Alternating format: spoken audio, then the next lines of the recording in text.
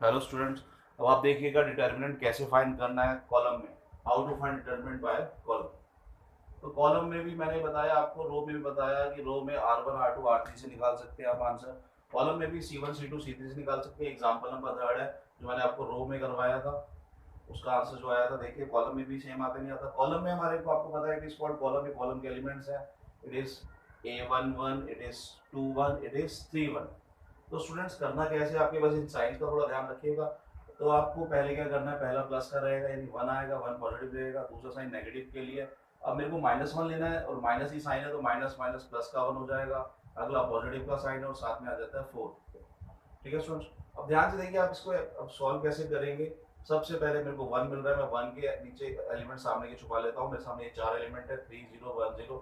Multiply आपको पता है लेफ्ट से राइट को चल रहा है, 3 की 0 से 3 0 से 0, साइन माइनस का 1 0 से 0। ठीक है स्टूडेंट्स, अब बात आती है 1 की, नेक्स्ट वाले 1 यानी -1 की। आपको इस सेंटर के एलिमेंट्स को छुपाना है, ये वाले रो 2 के एलिमेंट्स को छुपा लेना है। तो आपको ऊपर दो एलिमेंट दिखाई दे रहे हैं 2 4, नीचे 1 0। तो 2 की मल्टीप्लाई पहले आप किससे करेंगे, 2 की मल्टीप्लाई करेंगे 0 से। तो 2 0 सा 0, बीच में साइन माइनस का 4 की 1 से 4 1 सा 4। अब स्टूडेंट्स नेक्स्ट एलिमेंट 4 है, तो 4 के आपने ये रो 3 के एलिमेंट छुपा लेने हैं। तो पहली मल्टीप्लाई लेफ्ट टू राइट चलेगी, आपके लेफ्ट से राइट को आना है। 2 की 0 से मल्टीप्लाई करेंगे, 2 0 सा 0, माइनस 3 4 सा 12। तो देखिए ध्यान से, यहाँ पे आपको मिलता है 0, यहाँ -4 और यहाँ माइनस का 12। तो 1 0 सा 0, इट इज -4, इट इज -48। तो आंसर इज -52। ये आपका रो 1 से, सॉरी कॉलम 1 से किया मैंने। अब इसी क्वेश्चन को कॉलम 2 से देखिएगा ध्यान से, सेम क्वेश्चन यही एग्जांपल।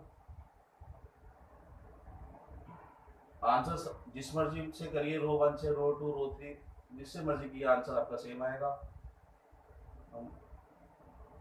Expanding along C2। अब कॉलम 2 से इसको सॉल्व करने जा रहे हैं। देखिए कॉलम 2 से कैसे करना है। कॉलम 2 आपकी ये है, ये C2 होती है। कॉलम 2 के लिए आपके साइन पहला नेगेटिव रहेगा, दूसरा पॉजिटिव रहेगा, तीसरा नेगेटिव रहेगा। ये कॉलम 2 के लिए है। तो आपका पहले 2 आता है, 2 कौन सा रहेगा, माइनस का, फिर ब्रैकेट डालिए, फिर प्लस का 3 आ जाएगा आपका ये वाला, फिर माइनस का 1 आ जाता है।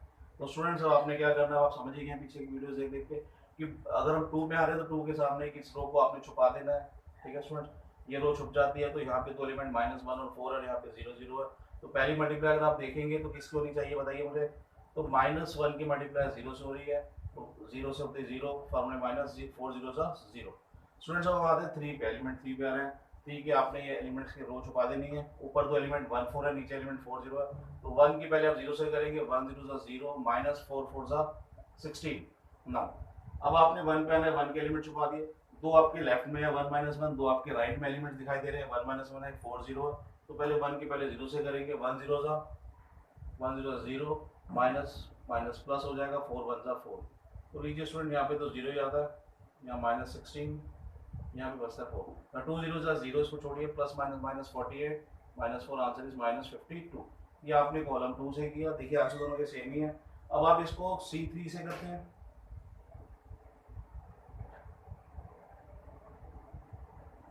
C3 आपका ये है। अगर आज में देखें तो दो तो आपके 0 दिखाई दे रहे हैं।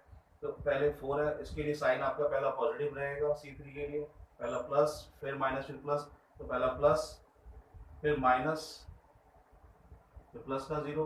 तो स्टूडेंट्स इनके आगे 0 आ जाए, मेरे तो एक यही रहा है, इनको सॉल्व करने का टाइम वेस्ट मत कीजिएगा, इसको हटा ही दीजिए।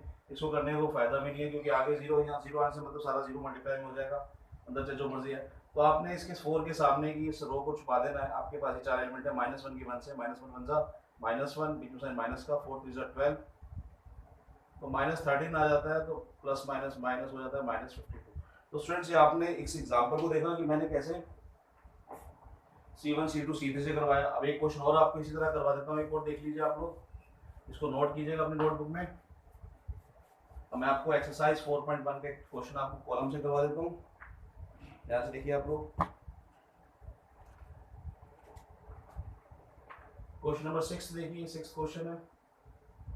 मैट्रिक्स ए गिवन आपको 1 2 5 1 1 1 -2 -3 -9।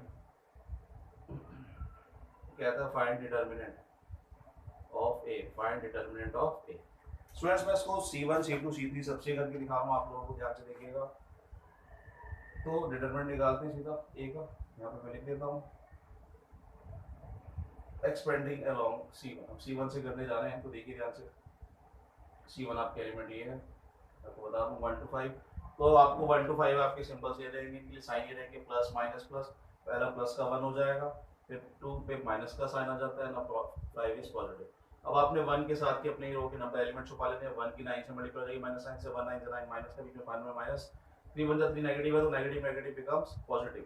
अब आप आ जाइए माइनस, अब 2 पे आ रहे हैं, 2 अपने सामने के रो के एलिमेंट्स को छुपा देते हैं इसके, तो ऊपर दो एलिमेंट है 1 माइनस 2, नीचे दो एलिमेंट है 1 माइनस 9, तो 1 की मल्टीप्लाई यानी जो 1 2 की प्लेस पे बैठा है उसको मल्टीप्लाई किससे हो जाएगी 3 से, तो 1 into 9 माइनस 9 और में माइनस आ जाता है, 2 1 2 माइनस का, तो माइनस माइनस क्या बन जाएगा स्टूडेंट पॉजिटिव का 2 जाता है। अब 5 के सामने के एलिमेंट्स हम छुपा देते हैं इसके सामने, तो 1 की 3 से मल्टीप्लाई जाती है माइनस 3 और में माइनस, 2 1 2 माइनस क्या, तो माइनस माइनस प्लस का 2 हो जाएगा स्टूडेंट। तो सिंप्लीफाई करते हैं -6 -7 एंड -1, तो देखिएगा -6 minus minus plus 7 to the 14 -5, तो आंसर आपको कितना बन जाता है 3, 11 14 माइनस 11 इज 3। ये मैंने C1 से किया सॉल्व इसको। अब नेक्स्ट देखिए दोबारा से 1 2 5, अच्छा ये अगर आप मैट्रिक्स का सिंबल देख रहे हैं तो कंफ्यूज मत होइए, आपको इस पर डिटरमिनेंट लिखने की भी कोई जरूरत नहीं है, आप डायरेक्ट आंसर निकाल रहे हैं, कोई दिक्कत नहीं है ऐसे। एक्सपेंडिंग अलोंग C2 से करते हैं इसको, देखिए डिटरमिनेंट का कैसे निकलता है। अब आपको C2 के एलिमेंट पता होने चाहिए, तीनों के तीनों ही 1 1 1 है, तो कोई दिक्कत नहीं है, सिंबल पहला नेगेटिव फिर पॉजिटिव फिर नेगेटिव रहेगा C2 के लिए, तो -1, इस 1 के लिए -1, बीच वाले 1 के लिए प्लस और लास्ट वाले 1 के लिए माइनस का साइन आता है। तो आपने पहले रो 1 के इस एलिमेंट को छुपा लिया, 2 5 मुझे मिलते हैं, -3 और 9 यहाँ से मिल रहे हैं, तो आप देखेंगे पहली मल्टीप्लाई किसकी हो रही है, 2 की मल्टीप्लाई -9 से हो रही है, 2 9 से 18 माइनस का, फॉर्मूले माइनस है, 3 5 से 15 माइनस का, तो माइनस माइनस स्टूडेंट्स प्लस हो जाएगा। अब सेंटर वाले 1 पे आते हैं, तो 2 और 3 को -3 को छुपा लें, 1 की 9 से मल्टीप्लाई हो जाएगी, 1 9 जा -9 फॉर्मूले माइनस है, 5 2 जा 10 माइनस का, तो माइनस माइनस प्लस 10 हो जाएगा। अब लास्ट वाले 1 पे आते हैं, 5 9 को आप छुपा दीजिए, 1 की 3 से मल्टीप्लाई हो जाएगी -3 साइन माइनस का, 2 जा 4 माइनस का, तो माइनस माइनस प्लस हो गया।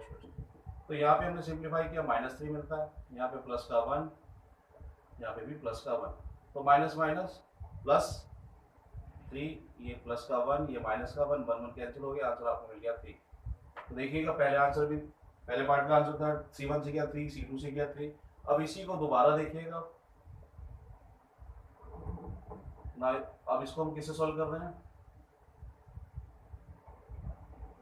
एक्सपेंडिंग अलोंग C3, तो we are solving, now we are find the determinant of a by C3। अब C3 को मैं सर्कल में ले रहा हूँ, C3 ये है आपके पास, तो स्टूडेंट ध्यान से कीजिएगा, तो तीनों ही नेगेटिव में है, तो सिंबल आप plus minus minus plus minus plus रहेगा, तो पहले प्लस है पर यहाँ पे 2 के साथ माइनस है, तो आप इनकी जब मल्टीप्लाई करेंगे प्लस माइनस माइनस हो जाता है, -2 आ जाएगा। अगला साइन मेरे पास माइनस है, ये भी माइनस है, तो माइनस माइनस प्लस बन जाता है। अगला साइन मेरे पास प्लस है पर ये माइनस का है, तो प्लस माइनस माइनस, तो स्टूडेंट साइन आप ध्यान से लगाइएगा। अब 2 के सामने के आपने रो 1 के सारे एलिमेंट छुपा देने, आपके पास 4 एलिमेंट बनेंगे, 2 1 और 5 1, 2 की मल्टीप्लाई 1 से कर रहे हैं, 2 1 जा 2 माइनस 5 1 जा 5, 2 1 जा 2 और 5 1 जा 5। अब प्लस 3 के ऊपर आते हैं, तो इसके 3 के सामने के एलिमेंट में छुपा दिए, ऊपर 2 1 1 और नीचे 5 1 है, तो 1 की मल्टीप्लाई 1 से करेंगे, 1 1 जा 1 माइनस 5 1 जा 5। अब 9 के सामने के एलिमेंट छुपा दीजिए, 1 1 जा 1 माइनस 2 1 जा 2, तो यहाँ -3 आता है, -4 आ जाएगा अपने पास, यहाँ पे -1 है, तो माइनस माइनस प्लस 3 2 जा 6 -4 3 जा 12 -1 प्लस 9, तो 15 - 12 इज 3। तो स्टूडेंट्स आपने इस तरह से कॉलम के क्वेश्चन सॉल्व करने हैं, तो आप रो 1 रो 2 रो 3 C1 C2 C3 इन 6 मैथड, हर एक क्वेश्चन को 6 मेथड से सॉल्व कीजिएगा। क्वेश्चन नंबर 5 जो मैंने आपको बताया एनसीईआरटी का क्वेश्चन एक्सरसाइज 4.1, क्वेश्चन नंबर 5 और 6, आप इसके सारे 5th के सारे पार्ट करेंगे, ऑल पार्ट्स आपने करने हैं 5th के bye row 1 row 2 row 3 C1 C2 and C3, ठीक है। कोई भी क्वेश्चन हो आपने हर एक क्वेश्चन को 6 बार करना है, घर बैठे हैं खाली बैठे हैं, अपना वक्त मत खराब कीजिएगा, इनकी प्रैक्टिस कीजिएगा। ये अगर आपको आगे तो समझिएगा कि मैक्सिमम 60% चैप्टर आपने सीख लिया, अगर आप ये नहीं सीख पाए तो ये चैप्टर बड़ा मुश्किल हो जाएगा आपके लिए आगे, इसलिए इसकी प्रैक्टिस कीजिए घर बैठ के आप अच्छे से। Thank you students.